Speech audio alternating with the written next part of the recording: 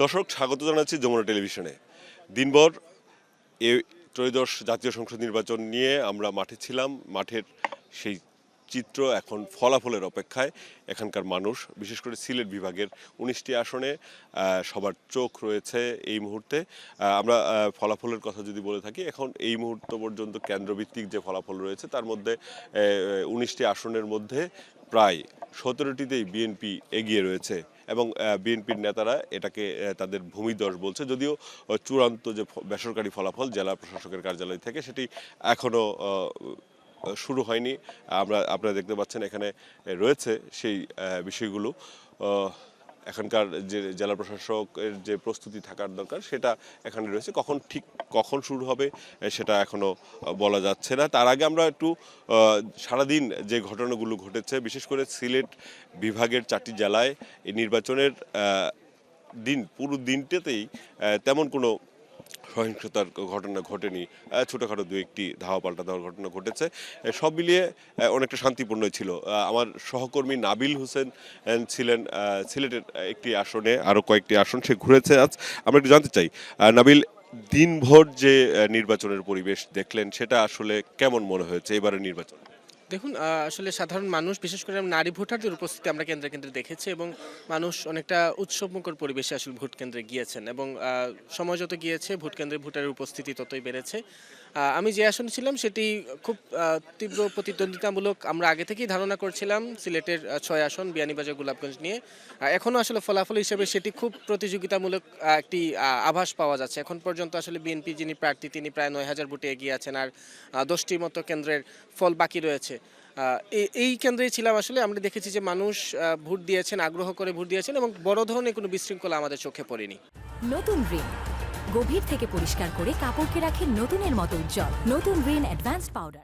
এই মুহূর্তে যে অবস্থা আমরা দেখছি, আমরা যদি সুনামগঞ্জে একটু যাই, সুনামগঞ্জের যে ফলাফল আমরা এখন পর্যন্ত দেখলাম, সেখানকার 5টি আসনে 5টিতেই বিএনপি এগিয়ে রয়েছে। কেন্দ্রভিত্তিক যে ফলাফল রয়েছে, সবচেয়ে বড় কথা হলো সেখানে শিশির মনির, যাকে হেভিওয়েট প্রার্থী ধরা হয়েছে সুনামগঞ্জ 2 আসনে, সেই আসনে সে পরাজিত হয়েছে প্রায় 40,000 ভোটে। এই বিষয়টি আসলে কেমন মনে হচ্ছে আপনার কাছে? যে এটা নিয়ে তো নানা আলোচনা ছিল যে সিলেট বিভাগে একটি আসন পেলেও জামায়াত সুনামগঞ্জ 2 আসনটি পাবে, সেখানে আসলে এই পরিবর্তনটা, এই ধরনের পরাজয়টা জামাতের কেন হলো? আসলে সেখানে বিএনপি যিনি প্রার্থী ছিলেন রাসেল উদ্দিন, তিনি আসলে পুর খাওয়া রাজনীতিবিদ এবং দীর্ঘদিন ধরে এই অঞ্চলের মানুষের সাথে রাজনীতি করে এসেছেন এবং তিনি তার একটা ঘোষণা দিয়েছিলেন এবার তার শেষ নির্বাচন। ফলে মানুষের একটা আবেগ ছিল এখানে এবং পাশাপাশি আমরা জানি যে এখানে আসলে সংখ্যালঘুদের একটা বড় ভোট ব্যাংক এখানে আছে। সব মিলিয়ে নাসির উদ্দিনের যে ভোট, সেই ভোট কিন্তু এমনিতেই এটা ভালো ছিল। তবে শিশির মনির একজন টাফ আসলে প্রতিদ্বন্দ্বী ছিলেন এবং সিলেট বিভাগের জামায়াতের সবচেয়ে আলোচিত প্রতিদ্বন্দ্বী ছিলেন, তিনি প্রার্থী ছিলেন। অনেকে আশা করেছিলেন বা জামায়াত নেতৃবৃন্দ আশা করেছিলেন তিনি হয়তো কোনো একভাবে হয়তো বের হয়ে আসবেন বা তার যে পরিচিতি বা তার সব মিলিয়ে, কিন্তু শেষ পর্যন্ত আসলে বিএনপির যে ম্যাজিক বা বিএনপির যে কৌশল, সেই কৌশলের কাছে আসলে শিশির মনি পরাজিত হয়েছেন। সুনামগঞ্জের বাকি 4টি আসন যদি আমরা বলি যে সেটা আসলে কিভাবে বিএনপি সেখানে এত ভালো জয় পেয়েছে, আপনার কি মনে হয়? যদিও এখনো বেসরকারি ফলাফল হয়নি, আমাদের কাছে কেন্দ্রভিত্তিক যে ফলাফল আছে সেখানে এগিয়েই রয়েছে আমরা বলি, যেটা এই মুহূর্তে যেটা বলছি আমরা। তো সেখানে বিপুল জয় বলা চলে বিএনপি, সেটা আসলে কেন হলো? দেখুন, আমার প্রথমত মনে হচ্ছে যে বিএনপি যারা প্রার্থীদেরকে আসলে নির্বাচন করেছিলেন, তারা জনগণের, বিশেষ করে তার নেতাকর্মীদের জন্য খুব কানেক্টেড ছিলেন। বিগত আন্দোলন সংগ্রামে তাদের ত্যাগ ছিল, ফলে নেতাকর্মীরা তাদের জন্য বিজয় অর্জনের জন্য সর্বোচ্চটুকু শ্রম দিয়েছেন এবং সেটার ফসল কিন্তু বিএনপি সুনামগঞ্জের প্রতিটা আসনে তারা গড়ে তুলতে পেরেছে। আপনি নিশ্চয়ই খেয়াল করেছেন, সিলেট 1 আসন নিয়ে কিন্তু আমরা সামাজিক যোগাযোগ মাধ্যম সহ বিভিন্ন রাস্তাঘাটেও সাধারণ মানুষকে আমরা যখন জিজ্ঞাসা করতাম তখন একটি প্রতীকের কথা বলা হতো, একটি হাইপ উঠেছিল এখানে। কিন্তু শেষ পর্যন্ত এই যে কেন্দ্রভিত্তিক ফলাফল আসছে, সেটাতে আপনার কাছে কি মনে হচ্ছে? এখন পর্যন্ত আমি যদি সিলেটে 215টি কেন্দ্র রয়েছে, এর মধ্যে 150টি কেন্দ্রের ফলাফল আমাদের কাছে এসে পৌঁছেছে, যেখানে ধানের শীষের প্রতীক নিয়ে যিনি লড়াই করছেন খন্দকার আব্দুল মুক্তাদির, তিনি 1,27,558 ভোটে এগিয়ে আছেন। তার প্রতিপক্ষ নিকটতম প্রার্থী দাঁড়িপাল্লার মৌলানা হাবিবুর রহমান, তিনি 85,411 ভোট, অর্থাৎ প্রায় 50,000 ভোটে আসলে এগিয়ে আছেন যিনি বিএনপি। এখনো তো আসলে প্রায় 60টির মতো আসন প্রায় 60টি আসন 65টি আসন বাকি রয়েছে, তাতে আপনার কি মনে হচ্ছে যে ফলাফল আসলে কি হবে? মনে হচ্ছে যে আসলে এখন যে যে ব্যবধানটা সেই ব্যবধানটা হলো আরো বাড়তে পারে, ফলে নিশ্চিতভাবে বলা যায় যে সিলেট এক আসনটি বিএনপির ঘরেই আসলে যাচ্ছে।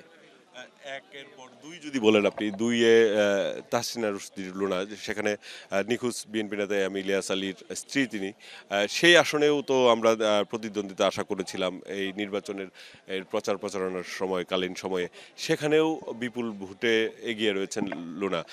সেটা আসলে কিভাবে দেখবেন? আমরা যমুনা টেলিভিশন আসলে প্রথম দিকেই একটি প্রতিবেদন করেছিলাম যে সিলেট 2 আসনে, সেই আসনে আসলে ইলিয়াস আলীর যে আবেগ, সে ব্যক্তি একটা বড় ফ্যাক্টর হিসেবে কাজ করবে এবং ভোটের ফল আসলে ঠিক একইভাবে আমরা দেখতে পাচ্ছি। এবং ইলিয়াস আলীর প্রতি এই অঞ্চলের মানুষের যে আসলে ভালোবাসা, সেই ভালোবাসার প্রতিদান কিন্তু তারা এই ভোটে তাদের এই তাহসিনা রুশদীর প্রতি তারা সমর্থন জানিয়ে দিয়ে তাদের যে ভালোবাসা, সেই ভালোবাসা প্রকাশ তারা করেছেন। সিলেট 3 যদি বলেন আপনি, আপনি ঠিকই বলেছেন, যেটা তাসনিয়া রুশদীর রুনার কথা বলেছেন, আমরা প্রচারণায় দেখেছি তিনি আহ্বান করেছিলেন যে এবারে ধানের শীষে যারা ভোট দিবে তারা ইলিয়াস আলীর নিখোঁজের ইলিয়াস আলীকে যে গুম করা হয়েছে সেই বদলা নিতে বলেছিলেন। সেই বদলাটাই মনে হয় সেখানকার ভোটাররা নিয়েছে। সিলেট 3-এ একজন নতুন প্রার্থী দেওয়া হয়েছিল যুক্তরাজ্য বিএনপির সভাপতি এম এ মালিক, আব্দুল মালিককে। সেখানে তিনি বিপুল ভোটের ব্যবধানে এগিয়ে রয়েছেন। সেখানকার আসনটি মূলত ছিল, আমাদের কাছে যেটা মনে হয়েছিল, দুইটি উপজেলায় জামাত খুবই শক্তিশালী প্রার্থী ছিল। তারপরেও এই যে তাদের যে জোটের প্রার্থী দিয়েছিল জামাত এখানে, সেখানে এই ধরনের পরাজয় কেন মনে করেন আপনি? দেখুন, আপনি যে কথাটি বলছেন সেটি সঠিক। জোটগত আসন ভাগাভাগি করতে গিয়ে মূলত সিলেট 3 আসনে যে লড়াইয়ের আভাস আমরা প্রথমে মনে করেছিলাম যে এম এ মালিকের সাথে সেখানে যিনি আসলে লুকমান আহমদ জামায়াত নেতা ছিলেন তাদের একটা ভালো লড়াই হবে, সেটি আসলে জোটগত আসন ভাগাভাগি করতে গিয়ে 11 দলীয় জোট মসলিউদ্দিন রাজু রিকশাপতিকে যিনি প্রতিদ্বন্দ্বিতা করেছেন তাকে প্রার্থী মনোনয়ন করেছিলেন। ফলে আসলে এর কারণেই বিএনপি সেখানে, এবং পাশাপাশি বিএনপির যে প্রথম দিকের যে একটা আসলে আমরা দেখেছিলাম নেতাদের মধ্যে একটা মনোমালিন্য ছিল, একটা দ্বন্দ্ব ছিল, বিভেদ ছিল, আর সেটি কিন্তু যতই দিন এগিয়েছে, নির্বাচন যতই কাছে এসেছে, ততই বিএনপি নেতৃবৃন্দ ঐক্যবদ্ধ হয়েছেন। ফলে এই আসনটি খুব সহজেই বিএনপির ঘরে যাবে, সেটি নির্বাচনে কিছুদিন আগে অনুমান করা গিয়েছিল। সেটাই হয়েছে আপনার মনে করেন। সিলেট 4, সেখানে আমরা ম্যাজিক ম্যান বলি আরিফুল হক চৌধুরীকে, যেটা ঠিক নির্বাচনের আগে আগে তাকে মনোনয়ন দেওয়া হয়েছিল, যেটা তার আসন না। তিনি সিলেট সিটি কর্পোরেশনে মেয়র হয়েছিলেন, দুইবার মেয়র ছিলেন।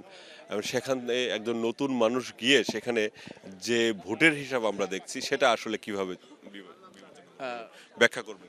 রাজনৈতিক বিশ্লেষক যারা আছেন সিলেটে তারা বলে থাকেন যে আরিফুল হক চৌধুরী আসলে একজন মিথ তৈরি করছেন, যে তিনি যেখানেই ছুঁয়ে দেন সেটাই শোনা হয়ে যাচ্ছে। তো নির্বাচনের ক্ষেত্রে তিনি যে আসনেই যাবেন বা যেই বিষয়ে তিনি প্রতিদ্বন্দ্বিতা করবেন সেখান থেকে তিনি জয় লাভ করে নিয়ে আসবেন, এই ক্যারিশমাটিক আচরণ বা রাজনৈতিক গুণাবলী তার মধ্যে রয়েছে। এবং সেটি আমরা দেখলাম স্থানীয় ইস্যুকে কেন্দ্র করে কিভাবে একটি অপরিচিত জায়গায় গিয়ে কিভাবে নিজের ভোট ব্যাংক, আমরা এখন পর্যন্ত যে জানতে পারলাম যে বুথ ফেরত বা কেন্দ্র ফেরত যে হিসেব, প্রায় 1,15,000 ভোটে তিনি এখন পর্যন্ত আসলে বিজয়ের দ্বারপ্রান্তে।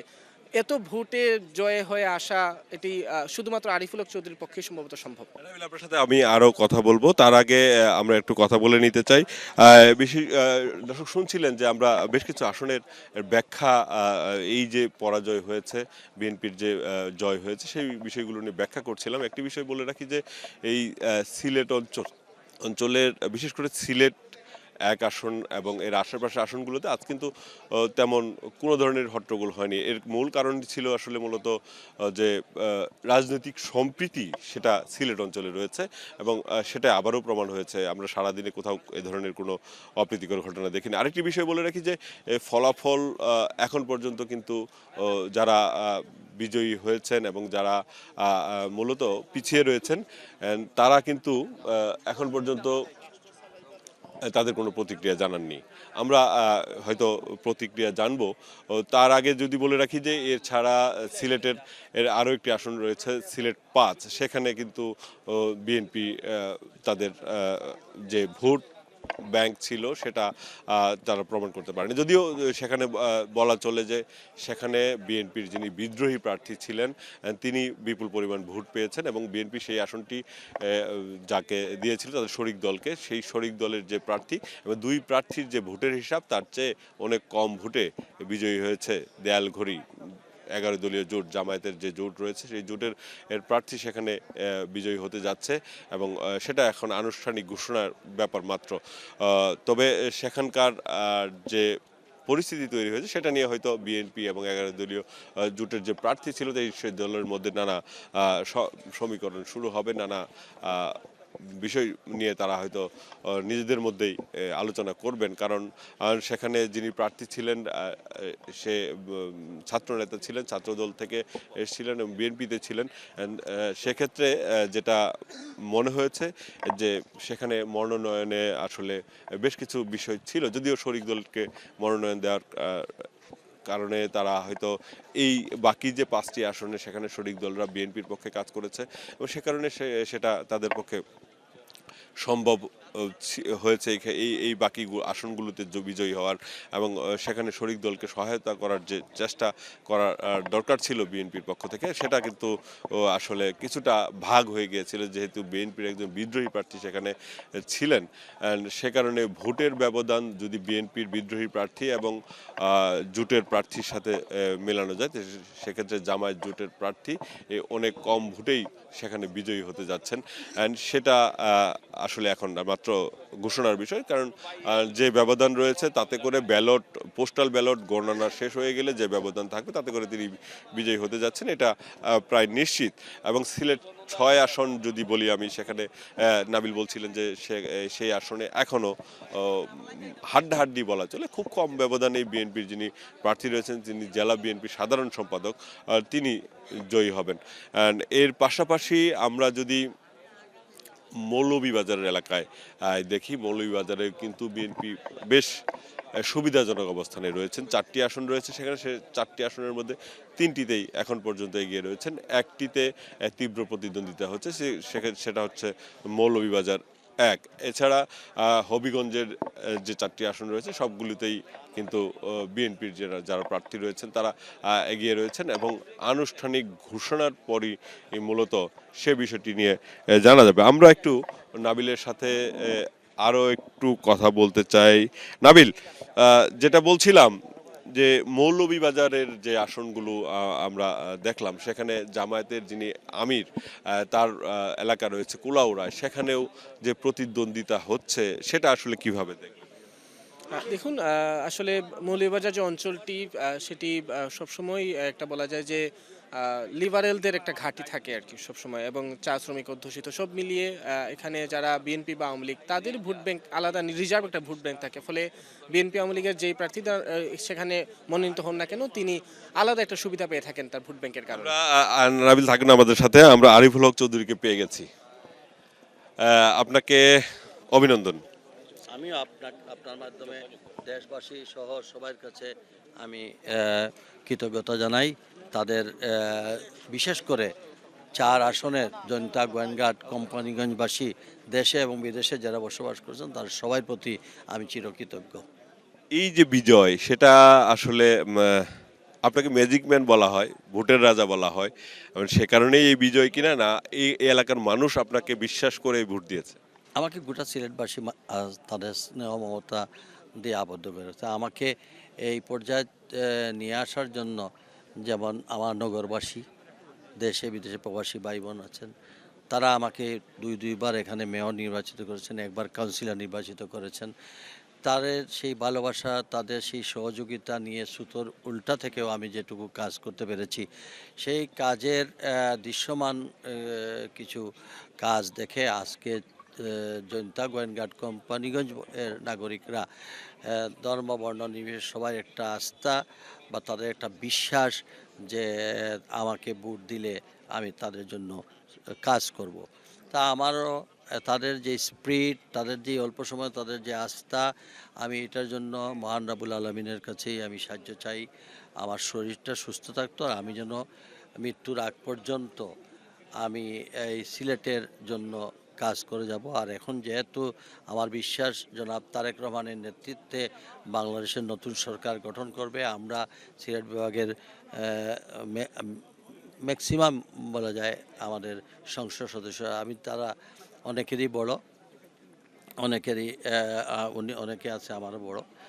আমরা সবাই মিলে টিম ওয়াইজ করে যে এই এলাকার, কারণ আমি দীর্ঘদিন জনাব সাইফুর রহমানের সঙ্গে কাজ করতে গিয়ে আমার এই এলাকার মানে প্রবলেমগুলো আবার আপনার আমার নলেজ আছে, সেটাকে বাস্তবায়ন করার জন্য আমরা টিম ওয়াইজ কাজ করব। পাশাপাশি আমার এলাকার জনগণ তথা এই সিলেট জেলার 6টি আসনেই আমাদের উন্নয়ন করতে হবে। এই যে বিভাগের 19টি আসনের মধ্যে ব্যাপক জয় পেয়েছে বিএনপি, এর কারণ কি বলবেন? আপনি যেহেতু চেয়ারম্যানের উপদেষ্টা, সেক্ষেত্রে আপনি এই বিভাগের এই বিএনপির জয়কে কিভাবে দেখেন? শোনেন, এটা অবভিয়াসলি দীর্ঘদিনের আন্দোলনের ফসল। এই এলাকায় আমার কলিগ বন্ধু ইলিয়াস আলী গুম হয়েছে এই সিলেটের জন্য। মরহুম সাইফুর রহমান কাজ করে গেছেন দেশনেত্রী বেগম খালেদা জিয়ার এবং জিয়াউর রহমান সরকারের আমলে এই সিলেটের সামগ্রিক উন্নয়নে। যতবার বিএনপি ক্ষমতায় গিয়েছে ততবারই সিলেটের ন্যাশনাল লেভেলের যত প্রজেক্টগুলো আছে দৃশ্যমান, সেগুলো বিএনপির আমলে হয়েছে। দীর্ঘ 20 বছরে মানুষ অনেক কিছু দেখেছে।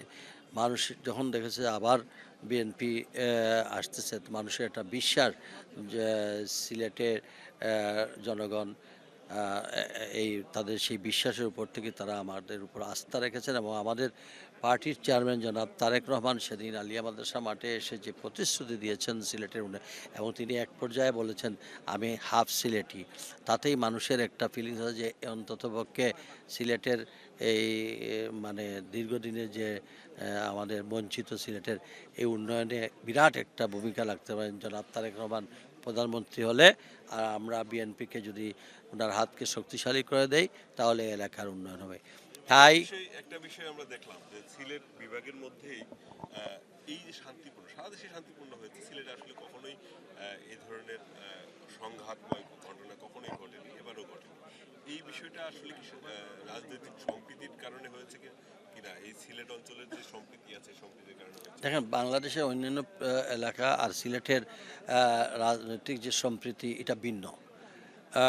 আজকেই দেখেন না কেন, আমিও ক্যান্ডিডেট, এখনও ভোটের রেজাল্ট বাইর হয় নাই, জয়নালও গেছে, আমরা একসঙ্গে, আমি তাকে দেখেছি, সে আমাকে দেখে গাড়ি থেমে গেছে, বুকে জোরে একজন আরেকজনের সঙ্গে কথা বলছে। সেও নিজেও বলছে যে এই কয়েক ঘন্টা আর আছে, তারপরে আবার আমাদের মধ্যে আমরা একসঙ্গে মিলে কাজ করব। তো দিস ইজ সিলেট। আমি বলছি এটা সিলেটের এই সম্প্রীতিকে আরও সমৃদ্ধশালী করতে হবে। এটা দিয়ে বাংলাদেশের অন্যান্য এলাকার মানুষকেও বলবো যে সিলেটের এই উদ্বুদ্ধ করার জন্য। তাতে হবে কি, দেশের জন্য ভালো, উন্নয়নের ক্ষেত্রে ভালো। আমাদের হানাহানি, বিদ্বেষ, হিংসা, প্রতিহিংসা করে কোনো লাভ হয় না। দেশের মানুষের আস্থা আমরা নিতে পারতেছি না। যত বেশি আমরা সম্প্রীতিতে আমরা এগিয়ে যাব, মানুষের আস্থা বাড়বে। আমার কাজ, ওনার কাজ, একজনের কাজ মানুষ তখন আস্তে আস্তে মূল্যায়ন করবে কাকে দিলে তার কাজ হবে। আর আমাদের ইয়াং জেনারেশনরা তো আমাদের চক্ষু খুলে দিয়েছে। আমি তো মনে করি এবার নির্বাচিত হয়েছি, যদিও আমি চিন্তা করব ওই এলাকা থেকে আমাদের ইয়াং জেনারেশন ছেলেমেয়েরা যারা আছে তাদের সঙ্গে আমি কাউন্সিলিং করব, যে তাদের কাছ থেকে আমি তাদের পরামর্শ নেব, তারা কি চায়। আমরা দিন শেষ, তাদের দিন সামনে, তারা কি চায় সেটা নিয়ে আমি কাজ করব। দর্শক শুনছিলেন আরিফুল হক চৌধুরী, তিনি বলছিলেন যে তিনি যেহেতু দলের চেয়ারম্যানের উপদেষ্টা, তিনি এই সিলেট বিভাগের সবকটি আসনের যদিও আগেই বিজয়ী হওয়ার প্রত্যাশা করেছেন, যদিও সেটা রাজনৈতিক প্রত্যাশা ছিল। ইতিমধ্যে আমরা দেখেছি 2-3টি আসনে জামায়াতের যারা প্রার্থী রয়েছেন তারা এগিয়ে রয়েছেন। এখনও ভোটের অনেকগুলো কেন্দ্রের ফলাফল বাকি রয়েছে, সেগুলো আসলে হয়তো বোঝা যাবে জামাত এখানে 19টি আসনের মধ্যে কয়টি আসনে তাদের ফলাফল তাদের পক্ষে নিতে পারে, এবং সেটা এখন সময়ের ব্যাপার মাত্র। প্রস্তুতি চলছে, আমরা হয়তো সেই আনুষ্ঠানিক যে ফলাফল আছে সেটা আপনাদেরকে জানিয়ে দিতে পারবো।